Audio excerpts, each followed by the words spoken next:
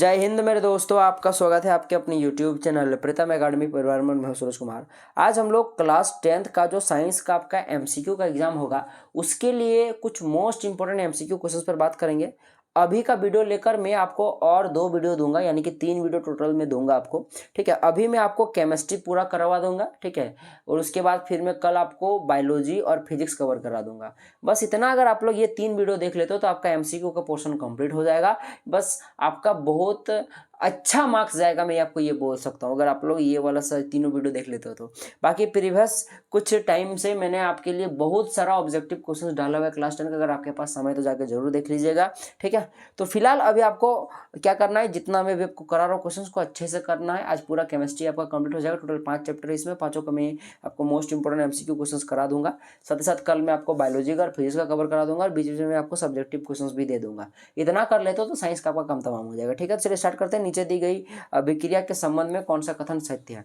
तो देखो यहाँ पे देख लो एक्चुअली कि यहाँ पे अपचयन और उपचयन के क्वेश्चन आया हुआ है। ठीक है, तो देख सकते हैं जो लेड ऑक्साइड है ये बेसिकली जाकर लेड बन जा रहा है, यानी कि ऑक्सीजन का ह्रास हो रहा है। तो जब भी ऑक्सीजन का ह्रास होता है उसको हम लोग क्या बोलते हैं? अपचयन अभिक्रिया कहते हैं। यानी कि लेड ऑक्साइड यहाँ क्या हो रहा है? अपचयित हो रहा है, तो डी नंबर का ऑप्शन करेक्ट हो जाएगा। उसी प्रकार देखो कार्बन में क्या हो रहा है कि जाके ऑक्सीजन ऐड होकर ये कार्बन डाइऑक्साइड बना रहा है, यानी कि यहाँ पे ऑक्सीजन का एडिशन हो रहा है, यानी कि यहाँ पे क्या होगा? उपचयन हो रहा है, यानी कि कार्बन सीधा सीधी बोलो तो ये उपचयित हो रहा है। तो जो कि सी नंबर का ऑप्शन भी करेक्ट है। यहाँ पे लिखा है कार्बन उपचयित होना और लेड ऑक्साइड अपचयित होना। ठीक है, तो यानी कि सी और डी दोनों ही करेक्ट है। तो जहां भी ऑप्शन में सी और डी आपको दिख जाए, सी एंड डी, उसको आप लोग करेक्ट कर लीजिएगा। बाकी ऑप्शन में यहाँ पे आपको दिखेगा नहीं, क्योंकि यहाँ पे ऑप्शन गलत दिया हुआ है। ठीक है, तो याद रखिएगा जहां भी आपको जिस प्रकार से ऑप्शन मिलेगा उसके हिसाब से आप लोग करेक्ट कर लीजिएगा। आपको बताने की ऊपर में कौन से भी क्रिया है। ठीक है, तो देखो यहाँ पे क्या हो रहा है कि फेरस ऑक्साइड को अगर आप लोग एल्यूमिनियम से रिएक्शन करवा रहे हो तो ये एल्यूमिनियम ऑक्साइड और फेरस बन रहा है। यानी कि यहाँ पे हो क्या रहा है कि जो आपके पास एल्यूमिनियम है ये फेरस को उसके यौगिक से विस्थापित कर दे रहा है। ठीक है, यानी कि यहाँ पे विस्थापन अभिक्रिया हो रहा है, क्योंकि एल्यूमिनियम अधिक क्रियाशील होता है फेरस से, इसीलिए। ठीक है, तो यह विस्थापन अभिक्रिया डिनर का ऑप्शन करेक्ट हो जाएगा। निम्नलिखित में से कौन सा भौतिक परिवर्तन नहीं है? तो देखो यहाँ पे द्रवीकृत पेट्रोलियम गैस का दहन, यानी कि एलपीजी, इसी का जो फुल फॉर्म होता है ना, लिक्विफाइड पेट्रोलियम गैस, जिसको बोलते हैं द्रवीकृत पेट्रोलियम गैस। ठीक है, तो बेसिकली ये इसका जलना या फिर बोलो किसी का भी अगर दहन बोले, जलना बोले, तो वो हमेशा याद रखना वो भौतिक परिवर्तन नहीं होता है, वो रासायनिक परिवर्तन होता है। बाकी देखा जाए तो देख लो जल के क्वथनांक पर वाष्प बनना, यानी कि जल का भाप में बदलना। आप लोग भाप को वापस से कंडेंसेशन ठंडा वगैरह करके जल बना सकते हो, यानी कि ये तो भौतिक परिवर्तन है। सी नंबर में देख लो जल का लवण के साथ भाई साहब घुलना, समझ लो एक प्रकार से। तो देखो जल को लवण के साथ घुलाओ या फिर उसको आप लोग वापस से फिर से जल और लवण को पृथक कर सकते हो। ठीक है, यानी कि ये भी आपका भौतिक परिवर्तन में आता है। अच्छा, बर्फ का पिघल कर जल देखा जाए तो जल बनना, या फिर बोले कि बर्फ के गलन पर जल का बनना। ठीक है, तो जब वो बर्फ पिघल कर जल बन जाता है तो वापस उसको ठंडा कर दो, वो बर्फ बन जाएगा। यानी कि ये भी भौतिक परिवर्तन है, पर क्वेश्चन पूछा था कौन सा भौतिक परिवर्तन नहीं है, तो बी नंबर का ऑप्शन करेक्ट हो जाएगा। आप चलिए थोड़ा तेजी से फटाफट फटाफट क्वेश्चंस करते हैं, क्योंकि ज्यादा क्वेश्चन है, सभी क्वेश्चन को हमें कवर भी करना है। 50 से ज्यादा ही प्रश्न होगा, हमको तो लग रहा है कि 60 70 80 प्रश्न होंगे। चलिए आगे बढ़ते हैं। निम्नलिखित में से कौन से प्रक्रम में रासायनिक अभिक्रिया होगी या फिर बोलो कि होती है? तो उच्च ताप पर वायु की उपस्थिति में कॉपर के तार को गर्म करना, ये सही आंसर हो जाएगा। चलिए आगे बढ़ते हैं। जल का विद्युत अपघटन एक अपघटन अभिक्रिया है। जल के विद्युत अपघटन में मुक्त हुए हाइड्रोजन एवं ऑक्सीजन का मोलर अनुपात होगा। तो देखो ये दो तरह से पूछेगा, एक तो हाइड्रोजन और ऑक्सीजन का मोलर अनुपात पूछेगा, या तो ऑक्सीजन और हाइड्रोजन का मोलर अनुपात पूछेगा। तो बस एक चीज याद रखिएगा, जल का मतलब होता है H2O, यानी कि 2 हाइड्रोजन और 1 ऑक्सीजन, 2 हाइड्रोजन 1 ऑक्सीजन। अब अगर आपको पहले हाइड्रोजन पूछे और ऑक्सीजन पूछे, जैसे कि क्वेश्चन में पूछा है आपको हाइड्रोजन एवं ऑक्सीजन, तो हाइड्रोजन था 2 और ऑक्सीजन 1, यानी कि 2 अनुपात 1 सही हो जाएगा। लेकिन अगर ये पूछ दे ऑक्सीजन और हाइड्रोजन का अनुपात, तब आपका 1 अनुपात 2 हो जाता। तो फिलहाल इसके लिए, इस क्वेश्चन के लिए 2 अनुपात 1 सही है, डी नंबर ऑप्शन करेक्ट हो जाएगा। मैग्नीशियम ऑक्साइड का रासायनिक सूत्र क्या होता है? MgO, जो कि ऑप्शन नंबर डी में आपके पास दिख रहा है। चलिए आगे बढ़ते हैं। कौन सी रासायनिक अभिक्रिया का उदाहरण है? तो देख लो दही का बनना, दूध से दही बनना बोलो, या फिर बोलो भोजन का टूटना, जिसको भोजन का पाचन बोला जाता है, किण्वन, अंगूर का किण्वन, ये तीनों का तीनों रासायनिक अभिक्रिया का एग्जाम्पल है। तो डी नंबर ऑप्शन उपयुक्त सभी करेक्ट हो जाएगा। सिल्वर के शोधन में सिल्वर नाइट्रेट के विलयन से सिल्वर प्राप्त करने के लिए कॉपर द्वारा विस्थापित किया जाता है। देखा है तो इसके लिए आपको अभिक्रिया देना है। तो देख लो सिल्वर के शोधन में सिल्वर को प्राप्त करने में समझ लो कि सिल्वर नाइट्रेट यानी कि क्या हो जाएगा आपके पास AgNO3, ठीक है, के विलयन को क्या करना है आपको प्राप्त करना है, कॉपर के साथ विस्थापित किया जाता है, यानी कि इसको कॉपर के साथ रिएक्शन किया जाता है तो क्या बन जाता है, ये कॉपर नाइट्रेट बन जाता है। साथ साथ देखा जाए तो आपके पास Ag बाहर निकल जाता है और यही हमें चाहिए होता है। तो यही रिएक्शन आपको लिखने को बोला था जो कि मैंने यहाँ पे लिखा हुआ है। ये आपका कभी कभी 1 नंबर 2 नंबर के क्वेश्चन में भी सब्जेक्टिव पेपर में आ जाता है इस टाइप के क्वेश्चन जो मैं भी आपको करा रहा हूँ, और बाकी ऑब्जेक्टिव में तो आता ही आता है, ठीक है। अच्छा, कंपोस्ट का बनना किस प्रकार की अभिक्रिया, तो ये उष्माक्षेपी अभिक्रिया है, याद रखना, ये वाला बहुत बड़ा ऑब्जेक्टिव पूछता है। अच्छा, लोह चूर्ण पर तनु हाइड्रोक्लोरिक अम्ल डालने पर क्या होता है, तो हाइड्रोजन और आयरन ऑक्साइड बनता है, ठीक है, हाइड्रोजन गैस और आयरन ऑक्साइड बनता है। ये बहुत बड़ा ऑब्जेक्टिव में आया है, इसे भी ऑब्जेक्टिव में आ सकता है। यहाँ पे एक अभिक्रिया देख किस प्रकार की अभिक्रिया बता, देख लो यहाँ क्या कर रहा है कि जिंक कॉपर को कॉपर सल्फेट के साथ देखा है तो विस्थापित कर दे रहा है, यानी कि यहाँ पे विस्थापन अभिक्रिया चल रही है, तो आपके पास विस्थापन अभिक्रिया करेक्ट हो जाएगा। अब चलिए वापस से अब हम लोग देखा है तो नेक्स्ट चैप्टर पर आते हैं। यहाँ फर्स्ट चैप्टर हमारा कंप्लीट हो चुका है, ठीक है। देखा है कि कोई विलयन लाल लिटमस को नीला कर देता है, इसका पीएच मान क्या होगा, देखो नीला को जब वो लाल करे, ठीक है, या फिर तब वो अम्ल होता है, और अगर लाल को नीला कर दे तो वो क्षार होता है, और क्षार कब होता है, जब उसका पीएच मान 7 से ज़्यादा होता है। तो आपका यहाँ पे देखा है तो एक ही ऐसा वैल्यू है जो कि 10 है, जो 7 से ज़्यादा, तो यही सही आंसर हो जाएगा, ठीक है। बाकी जो अम्ल होता है उसका जो पीएच होता है वो 7 से कम होता है, जो 7 होता है पक्का पक्की उसको हम लोग आसूत जल या फिर बोले उसको हम लोग उदासीन बोलते हैं, ठीक है, तो ये सही आंसर हो जाएगा। चलिए आगे बढ़ते हैं। कोई विलयन अंडे के पिसे हुए कवच से अभिक्रिया कर एक गैस उत्पन्न करता है जो चूने के पानी को क्या कर देता है, दूधिया कर देता है। याद रखना, जब भी चूने के पानी को दूधिया कर दे, इस बात पर कभी भी बात चले तो याद रखना वो जरूर कार्बन डाइऑक्साइड गैस थी। तो क्वेश्चन में पूछता कौन सा गैस होगा, तो कार्बन डाइऑक्साइड मार देना, लेकिन यहाँ पूछा कि यह कौन सा विलयन था जो कि क्या क्या अंडे के पिसे हुए छिलके के साथ अभिक्रिया कर जो गैस निकला जो कि कार्बन डाइऑक्साइड है, उसको आप लोग चूने के पानी में डालोगे तो वो दूधिया हो गया। तो वो कौन सा विलयन था, तो वो हाइड्रोक्लोरिक अम्ल था। हाइड्रोक्लोरिक अम्ल को कभी भी आप लोग चूने के देखा जाए तो अंडे के छिलके से अगर आप लोग जो बेसिकली कैल्शियम कार्बोनेट का बना होता है उससे रिएक्ट कराओगे तो वो हमेशा कार्बन डाइऑक्साइड देगा जो कि चूने के पानी को दूधिया कर देता है, ठीक है, याद रखिएगा बात। अच्छा, देखा यहाँ पे लिखा हुआ, देखो बहुत ही ट्रिकी प्रश्न है, आपको कुछ भी फॉर्मूला लगाने की जरूरत नहीं, प्रश्न बहुत बार आया है और आएगा तो इसी प्रकार से हुबहू आएगा अपने डाटा के साथ, ठीक है। लिखा कि NaOH का 10 ml विलियन HCl के 8 विलियन को पूर्णतः उदासीन कर देता है, यानी यहाँ बेसिकली उदासीनीकरण अभिक्रिया चल रही है। यानी कि अगर आप लोग 10 ml NaOH लेते हो, सोडियम हाइड्रोक्साइड लेते हो, तो आपको 8 ml HCl लेना पड़ेगा, तब जाके ये उदासीन होगा। तब आप बताओ अगर आप लोग का NaOH का जो आपके पास वैल्यू लिया गया है वो 20 ml लिया गया, तो कितना उसमें हमको HCl डालना पड़ेगा कि वो पूर्णतः उदासीन हो जाए। तो देखो हम लोगों ने जब 10 NaOH लिया था तब हमको 8 HCl डालना पड़ा। अब हम लोगों ने 10 के जगह पे 20 डबल ले लिया है NaOH, तो जाहिर सी बात है HCl भी तो डबल लेना पड़ेगा, यानी कि 8 दूना 16 ml लेना पड़ेगा, तब जाकर उदासीन होगा, डी नंबर ऑप्शन कट हो जाएगा। देखो ट्रिक से बनेगा, कुछ इसमें ज़्यादा दिमाग लगाने की जरूरत नहीं है। देखा यहाँ पे उपचार अपच का उपचार करने के लिए निम्न में से कौन सी औषधि का उपयोग करते हैं, तो एंटासिड का उपयोग करते हैं। ये बेसिकली एक एंटासिड जो होता है ये बेसिकली एक बहुत ही माइनर सा देखा जाए तो क्षार होता है, ठीक है, जो पेट की अम्लता को दूर करता है। प्लास्टर ऑफ पेरिस किसके द्वारा कठोर होता है, तो ये जल की उपस्थिति में, जल के संयोग से ये कठोर हो जाता है, ठीक है। चलिए आगे बढ़ते हैं। अच्छा, इमली में पाए जाने वाला अम्ल है, तो इमली में टार्टरिक अम्ल पाया जाता है, बी नंबर ऑप्शन कट हो जाए। ऐसे याद रखना, कोई भी इमली खाएगा ऐसे करता है ना, टट्टर करता है, तो इसलिए टार्टरिक अम्ल सही आंसर हो जाएगा। चलो आगे बढ़ते हैं। देख लो CaOCl2 यौगिक का प्रचलित नाम क्या है, तो देखो इसी को हम लोग विरंजक चूर्ण बोलते हैं। इसका अगर रासायनिक नाम की बात करो तो कैल्शियम ऑक्सीक्लोराइड होता है, याद रखना मेरी बात। अच्छा देखो यहाँ पे नेक्स्ट प्रश्न है, उस पदार्थ का नाम बताइए जो क्लोरीन से क्रिया करके विरंजक चूर्ण बनाता है, तो शुष्क बुझा हुआ चूना, याद रखना मेरी बात। देख लो यहाँ पे रिएक्शन लिखा हुआ है, शुष्क बुझा हुआ चूना, साथ ही साथ देखा जाए तो उसको क्लोरीन से अभिक्रिया करो तो कैल्शियम ऑक्सीक्लोराइड बनाता है, जिसी को हम लोग विरंजक चूर्ण बोलते हैं, और जल का निर्माण करते हैं साथ ही साथ। चलिए आगे बढ़ते हैं। लिखा यहाँ पे कठोर जल को मृदु करने के लिए किस सोडियम यौगिक का उपयोग किया जाता है, तो सोडियम कार्बोनेट, ठीक है, तो सोडियम कार्बोनेट Na2CO3 जिसको धोने का सोडा हमको बोला जाता है, इसी का उपयोग करते हैं। अच्छा, टमाटर में कौन सा अम्ल पाया जाता है, तो ऑक्जेलिक अम्ल। देखो टमाटर में, संतरा में, ये सब जितने भी तरह के होते हैं सबको याद कर लीजिएगा। चींटी का डंक में सुनो, जितना भी तरह का डंक बोलेगा उसमें मेथनोइक अम्ल याद रखना, ठीक है। और टमाटर में तो ऑक्जेलिक हो गया, संतरा में सिट्रिक अम्ल हो जाएगा, इमली में टार्टरिक अम्ल हो जाएगा, और मुझे नहीं लगता कि इससे बाहर पूछेगा, ठीक है। चलिए आगे बढ़ते हैं। हैं। अच्छा, चींटी के यहाँ पे दंश लिखा है, एक्चुअली डंक में कौन सा अम्ल उपस्थित होता है? तो मेथेनोइक अम्ल, जिसी को हम लोग फॉर्मिक अम्ल भी बोलते हैं। तो ऑप्शन में मेथेनोइक या फॉर्मिक रहेगा। किसी भी प्रकार का अगर डंक पूछे तो आपको मार देना है, ठीक है। चलिए आगे बढ़ता है। अब यहाँ से फिर से हमारा दूसरा चैप्टर शुरू होता है, धातु। सिनेबार किसका अयस्क है? तो सिनेबार जो होता है ये पारा का अयस्क होता है, Hg का अयस्क होता है। चलिए, तांबा और जस्ता के मिश्र धातु को क्या कहते हैं? देखो, एक मिश्र धातु से क्वेश्चन 110% आएगा, कहीं ना कहीं लिख लो। या तो ये वाला पूछेगा, तो तांबा और जस्ता का जो मिश्रण से बनता है उसको बनता है आपका पीतल बनता है, ठीक है, पिताजी, ठीक है। तो आपके पास देखा जाए तो आपके पास एक नंबर क्वेश्चन कट हो जाए। कैसे याद रखोगे? पिताजी, पिता में लास्ट में ता आता है तो ता से तांबा हो गया, और जी मतलब हो गया जस्ता, ऐसे करके याद रख सकते हो, ठीक है। चलिए आगे बढ़ते हैं। कॉपर, तांबा को ही कॉपर बोलते हैं। कॉपर और टीन के मिश्र धातु को क्या कहते हैं? तो देखो, कॉपर और टीन का मिश्र धातु को हम लोग क्या बोलते हैं? इसी को हम लोग कांसा बोलते हैं। आपका एक नंबर का ऑप्शन 3 का करेक्ट हो जाएगा, ठीक है।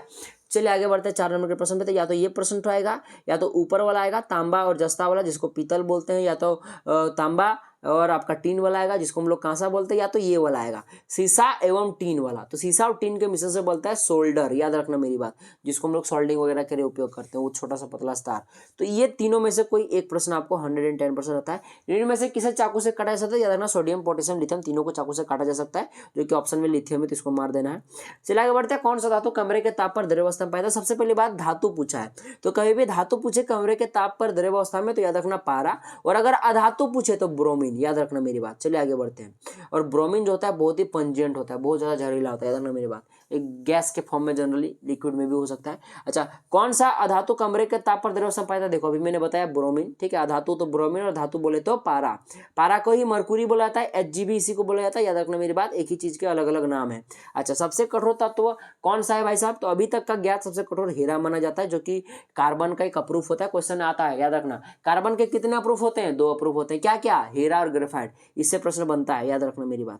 अच्छा, एक अधातु जिसे चाकू से काटा जा सकता है, तो ये देखो, चाकू, सॉरी मैं क्या बोल रहा हूँ, एक अधातु जिसमें चमक होता है, तो याद रखना आयोडीन एक अधातु होता है, फिर भी उसमें चमक होती है, ठीक है, याद रखना। ये एक प्रश्न आपका एक्सेप्शन से आएगा, गारंटी है। यानी कि वही पूछेगा कि कौन सा धातु है या धातु जो कमरे के ताप पर द्रव अवस्था पाया जाता है। 1 मिनट, माइक गिर गया। या तो फिर ये पूछेगा आपसे कि भाई साहब बताओ कौन सा, जैसा पूछेगा कि जैसे बहुत सारे ऐसे असम्पशंस वाले क्वेश्चन बनते हैं। जैसे पूछ देगा कि कौन सा ऐसा धातु है जो विद्युत का चालन करता है, तो ग्रेफाइट होगा, याद रखना मेरी बात, ठीक है। आपका कार्बन का प्रूफ पूछेगा, ठीक है। यही सभी क्वेश्चन कुछ असम्पशन से बहुत ज्यादा प्रश्न बनते हैं। कौन सा ऐसे देखा जाए तो धातु है जिसको हथेली पर रखने पर वो द्रव अवस्था में बदल जाता है, तो गैलियम सीजियम हो गया, यानी कि उनका गलनांक बहुत कम होता है। तो ये सब क्वेश्चन बनते हैं, ठीक है। चलिए आगे बढ़ते हैं। अच्छा, एक धातु जिसमें चमक होती है, आयोडीन हो गया। अच्छा, वह कौन सा अधातु है जो विद्युत का सुचालक होता है, जो कि मैंने अभी आपको बताया, ग्रेफाइट होगा, ठीक है।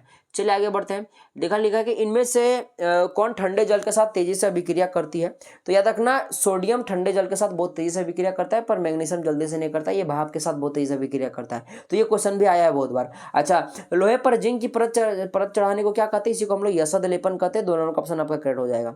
चलिए आगे बढ़ते हैं। इसी को यशद लेपन को हम लोग गैल्वेनाइजेशन कहते हैं, ठीक है, याद रखना मेरी बात। अच्छा, कौन सा धातु है जिसको हथेली पर रखने पर वो पिघल जाता है? जैसे कि अभी मैंने आपको बताया था, गैलियम या सीजियम, याद रखना मेरी बात। तो गैलियम ऑप्शन में दिख रहा है तो मार दीजिएगा, सीजियम रहेगा तो उसको मार दीजिएगा।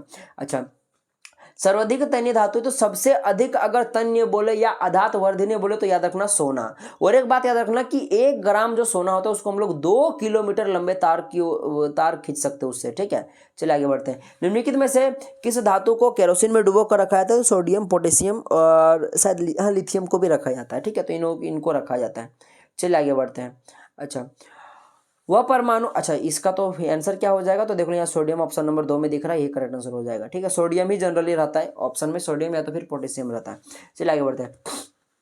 चलिए, वह परमाणु जो अपने संयोजी इलेक्ट्रॉनों का त्याग आसानी से कर देता है वो क्या कहलाता है? वो विद्युत धनात्मक कहलाता है। जो इलेक्ट्रॉनों का त्याग कर देगा यानी उसमें इलेक्ट्रॉन की कमी आ जाएगी, इलेक्ट्रॉन की कमी आ जाएगी यानी कि क्या होगा? देखो, कोई भी परमाणु होता है उसमें समान मात्रा में इलेक्ट्रॉन और प्रोटॉन होता है। अब कोई अगर इलेक्ट्रॉन निकाल दे रहा है तो बचा क्या उसके पास? प्रोटॉन, ना बचा प्रोटॉन पॉजिटिवली चार्ज होता है, इसलिए वो क्या हो जाएगा? विद्युत धनात्मक हो जाएगा। तो चीजों को याद रख लीजिएगा। और जो आसानी से इलेक्ट्रॉन को ले लेता है वो क्या कहलाएगा? वो विद्युत ऋणात्मक कहलाएगा। तो ये चीजों को याद रखिएगा।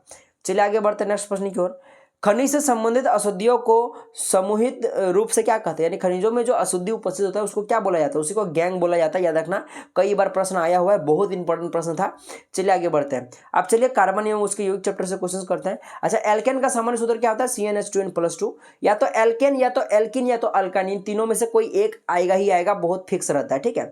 तो एल्केन का होता है CnH2n+2, एक होता है एल्किन जिसका होता है CnH2n, ठीक है, जो कि आपके पास ऑप्शन नंबर 1 में दिख रहा है। और एक आपके पास होता है एल्काइन, इसका होता है CnH2n-2, जो कि आपको ऑप्शन नंबर 1 में दिख रहा है। तो ये हो जाएगा एल्किन, एल्केन, एल्किन, एल्काइन, इन तीनों में से क्वेश्चन बनता है। चलिए आगे बढ़ते हैं। संपीड़ित प्राकृतिक गैस का मुख्य घटक क्या है, संपीड़ित प्राकृतिक गैस जिसी को बोलते हैं हम लोग CNG, compressed natural gas, English में इसको भी बोला जाता है। CNG का फुल फॉर्म भी कई बार पूछा जाता है, LPG का फुल फॉर्म भी कई बार पूछा था। LPG मैंने थोड़ी देर पहले आपको बताया था, द्रवीकृत पेट्रोलियम गैस, और CNG का संपीड़ित प्राकृतिक गैस। तो बेसिकली इसका जो मुख्य घटक होगा संपीड़ित प्राकृतिक गैस का, ये आपका मेथेन होता है, ठीक है। तो एक नंबर ऑप्शन आपके पास कट हो जाएगा। चलिए आगे बढ़ते हैं। बेंजीन का अणुसूत्र क्या होता है, तो बेंजीन एक ऐसा क्लास 10th में ऐसा एक कंपाउंड है जिसमें हाइड्रोजन और कार्बन की संख्या समान है, जो कि होता है C6H6, ठीक है। C6H6, कार्बन भी 6 और हाइड्रोजन भी 6, जो कि ऑप्शन नंबर 1 में दिख रहा है। इसी को हम लोग बोलते हैं बेसिकली, इसी को साइक्लो कंपाउंड भी बुलाता है, क्योंकि ये साइकिल के फॉर्म में होता है, ठीक है। चलिए आगे बढ़ते हैं। समजात श्रेणी के क्रमागत दो सदस्यों के परमाणु भार में कितना अंतर होता है, CH2 का होता है, ठीक है। याद रखना मेरा बहुत इंपॉर्टेंट प्रश्न। समजात श्रेणी आपका सब्जेक्टिव पेपर में भी आता है और ऑब्जेक्टिव पेपर में भी आता है। सब्जेक्टिव पेपर पूछेगा समजात श्रेणी क्या, उदाहरण से इसकी व्याख्या करें। तो मैंने प्रीवियस टाइम में बहुत बार क्वेश्चन कराए हुए वाला, बाकी मैं फिर से कराऊंगा, टेंशन लेना आपको, ठीक है। निम्न में से कौन सा एल्डिहाइड है, तो एल्डिहाइड क्या होगा, जिसमें CHO आपको दिखेगा, जो कि आपके पास दिख रहा है 3 नंबर ऑप्शन में दिख रहा है, ये करेक्ट आंसर हो जाएगा, ठीक है। यहाँ देख लो COOH दिख रहा है, यानी कि ये कार्बोक्सिलिक अम्ल है। यहाँ पे OH दिख रहा है, यानी कि अल्कोहल है। और यहाँ भी COOH दिख रहा है, यानी कि ये क्या हो जाएगा, ये भी कार्बोक्सिलिक अम्ल में आएगा, ठीक है।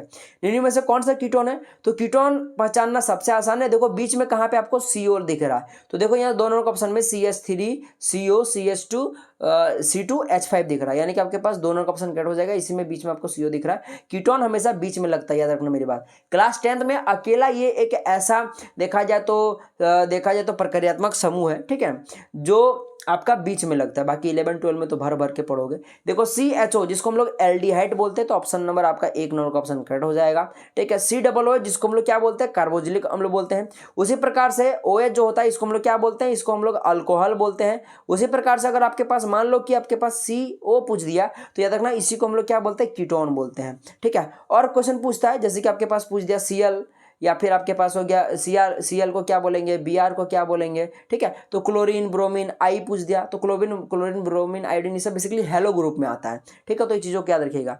चलिए आगे बढ़ते हैं। आधुनिक आवर्त नियम के अनुसार तत्वों के गुण आवर्त फलन होते हैं, तो परमाणु संख्या के। ये ऐसे याद रखना, आधुनिक आवर्त सारणी किसके आधार पर तैयार किया गया है, तो परमाणु संख्या के आधार पर, एटॉमिक नंबर के आधार पर। और यहाँ से आपका तत्वों का आवर्त वर्गीकरण के प्रश्न शुरू होते हैं। अच्छा, आधुनिक आवर्त सारणी के आवर्तों की संख्या कितनी हो, देखो आधुनिक आवर्त सारणी में आवर्तों की संख्या पूछा है। तो आधुनिक आवर्त सारणी, मेरा बात समझना, देखो आधुनिक आवर्त सारणी में अगर हम लोग बात करें तो आवर्त का मतलब क्या होता है, सबसे पहले समझो। आवर्त का मतलब ये होता है, साथ होता है, इसी को हम लोग पीरियड बोलते हैं, यानी कि ऐसे ऐसे जो आता है इसको पीरियड बोलते हैं, इसी को आवर्त बोलते हैं। और ऐसे जो खड़ैया में होता है, ऊर्ध्वाधर होता है, इसी को हम लोग क्या बोलते हैं, ग्रुप बोलते हैं या तो समूह बोलते हैं, ठीक है। तो ग्रुप की संख्या कितनी होती है, तो ग्रुप की संख्या देखा जाए तो आपके पास 18 होता है। और समूह जो होता है इस प्रकार से, समूह हो रहा, समूह का ही ग्रुप, उसी को 18 होता है। और जो आवर्त होता है आपके पास, जो पीरियड होता है, वो आपका 7 होता है। इसका सही आंसर 7 हो जाएगा।